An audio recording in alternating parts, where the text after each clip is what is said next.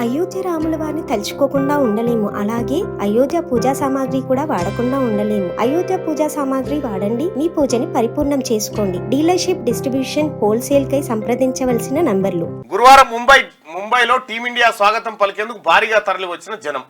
ఎట్లో చిరుచూడు జనం.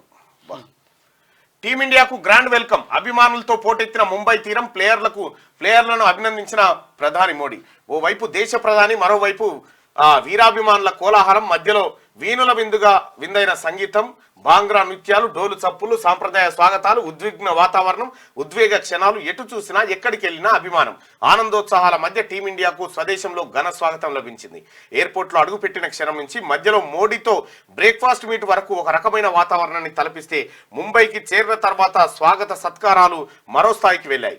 నారిమన్ పాయింట్ నుంచి వాంకెడే వరకు ఓపెన్ టాప్ బస్సులో ప్లేయర్లు ట్రోఫీని ప్రదర్శిస్తూ చేసిన విక్టరీ పరేడ్ కు అభిమానులు పోటెత్తారు. ముంబై తీరం మొత్తం అభిమానహారంగా మారిపోయింది.